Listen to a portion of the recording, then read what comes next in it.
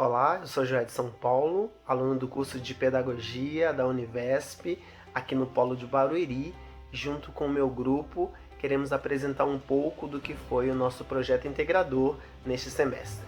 Nós sabemos que as crianças assimilam melhor os conteúdos que lhes são apresentados de uma forma descontraída e prazerosa. E por isso que nós quisemos propor neste projeto integrador, durante esse semestre, um jogo para auxiliar na alfabetização das crianças do primeiro ano do ensino fundamental.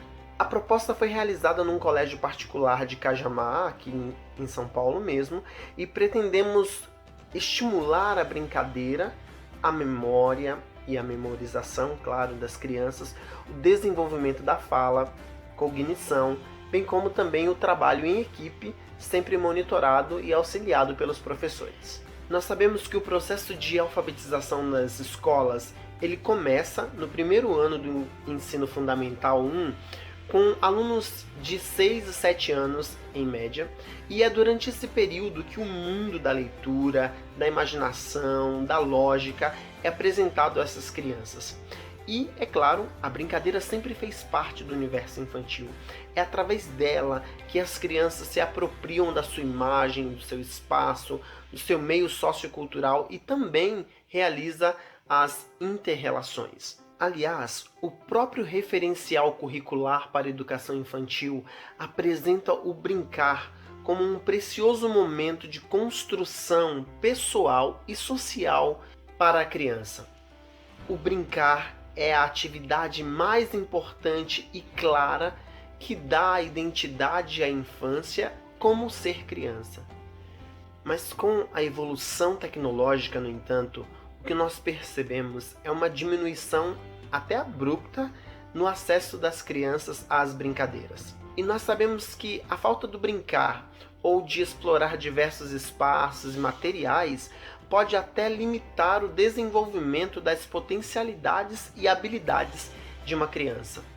Nós sabemos ainda que uma das formas de se alfabetizar é brincando. Através dos jogos e das atividades diversas, a criança aprende e fixa os símbolos e os sons que, aos poucos, vai tomando conhecimento. E é exatamente nesse contexto e objetivando investigar se e como os jogos podem auxiliar nesse processo de alfabetização, é que nós desenvolvemos o projeto visitando a sala de primeiro ano de um colégio particular em Cajamar, a fim de buscarmos observar as dificuldades que os alunos apresentavam durante o processo de alfabetização. Como estávamos diante de uma classe que, como todas as outras, é formada de diversidade de alunos, e com seus diferentes ritmos de aprendizagem, nós propomos um jogo silábico àquela turma e eles realizaram a atividade com a professora da própria classe e a mesma fez as interferências que julgou necessária durante o jogo, de acordo com as dificuldades que cada grupo apresentou. E com isso, de fato, nós buscamos demonstrar como a utilização de jogos em sala de aula pode facilitar a compreensão dos alunos e deixá-los mais interessados pela alfabetização e também como pode auxiliar aos professores na detecção de problemas específicos, claro, de acordo com as dificuldades que alguns alunos apresentam durante o jogo e que estão fora da faixa etária normal. Portanto, de uma forma muito simples e resumida, nós justificamos o nosso trabalho sob essas duas formas. Primeiro, o jogo é uma forma alternativa de ensinarmos as crianças brincando, ou seja, por meio deles os alunos desenvolvem-se intelectual e psiquicamente. E também, por outro lado, a alfabetização é parte importante do currículo escolar e precisa ser introduzida de forma prazerosa, a fim de despertar a curiosidade e o interesse infantil. Portanto, associar os jogos e as atividades lúdicas às aulas de primeiro ano são excelentes ferramentas para os professores e para os orientadores. Vários autores já fundamentam teoricamente que o jogo ganha espaço como ferramenta ideal de aprendizagem na medida em que propõe estímulo ao interesse do aluno. O jogo ajuda-o a construir suas novas descobertas, desenvolve e enriquece a sua personalidade e simboliza um instrumento pedagógico que leva o professor à condição de condutor, estimulador e avaliador da aprendizagem. Através dos jogos pedagógicos, o professor pode melhorar a sua atuação como alfabetizador. Para tanto, é necessário que ele saiba dominar os jogos e tenha clareza dos objetivos do mesmo. Ou seja, não pode usá-los como uma escora, mas precisa utilizá-los para facilitar a aprendizagem de seus alunos. E quais foram especificamente os materiais e os métodos empregados em nossos jogos? Bem, tendo escolhido o colégio para a aplicação do jogo, que como já disse foi uma escola particular, um colégio particular na cidade de Cajamar, apresentamos-nos a uma sala de 18 alunos.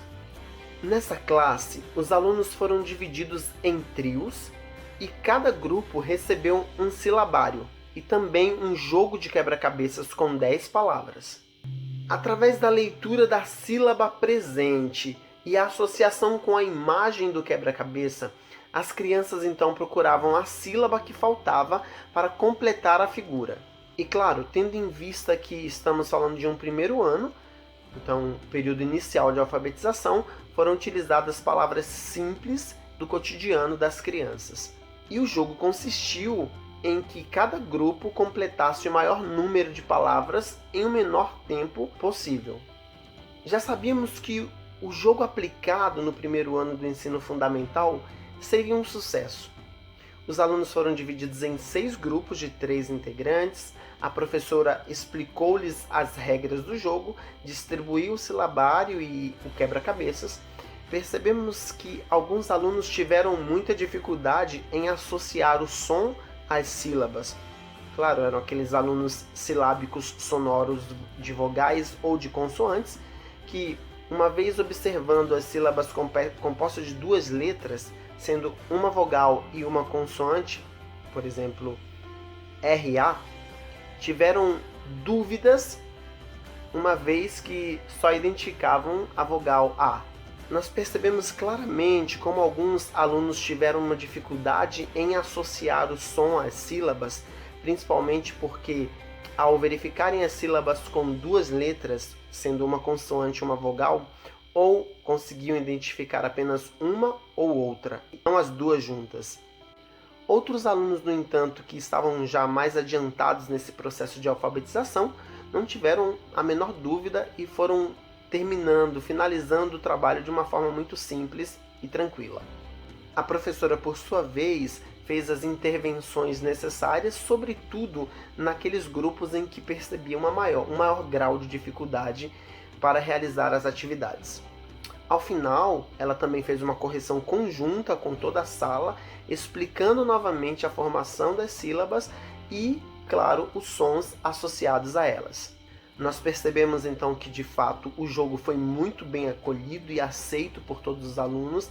Todos eles se entusiasmaram e demonstraram muito interesse e determinação em completar as 10 palavras.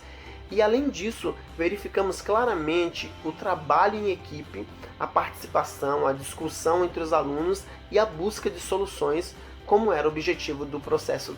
Além disso, a professora atuou como mediadora e fez as interferências significativas no processo quando percebeu a dificuldade e, enfim, pôde ajudar a cada um dos alunos de acordo com essa mesma necessidade. Concluímos que a aula, utilizando o jogo, foi muito produtiva pedagogicamente falando. A professora conseguiu identificar os alunos silábico-alfabéticos e também os alfabéticos, e conseguiu então fazer com que os alunos formassem parcerias e ajudassem uns aos outros a solucionar os desafios. Já são vários os estudos que concluem que o jogo é de fato importante e valioso para qualquer área de ensino, a fim de que os professores criem e recriem situações nas quais os alunos possam, com o auxílio dos mesmos jogos, se desenvolver como indivíduos pensantes e críticos e participantes dessas mudanças sociais na busca de uma vida mais feliz e solidária. E nós concluímos que o jogo é um elemento mediador da aprendizagem e do desenvolvimento humano. E a educação pelo movimento é parte integrante desse processo, especialmente no caso da alfabetização. Então podemos nos questionar: por que é que tão poucos professores incluem o jogo dentro da sala de aula nesse processo de alfabetização? Por outro lado ainda, uma pergunta que podemos trazer já no lado bem antagônico é que vemos vários institutos de educação trabalhando fortemente pela gamificação dos estudos. E aí pode ser justo também questionarmos onde está o ponto de equilíbrio nesse processo de educação. Até onde a gamificação completa dos ensinos e dos estudos pode gerar benefícios ou não. Esse certamente será um estudo que nós avançaremos e o desenvolveremos mais num próximo período. Apresentaremos então na sequência o material utilizado no nosso projeto integrador. Obrigado.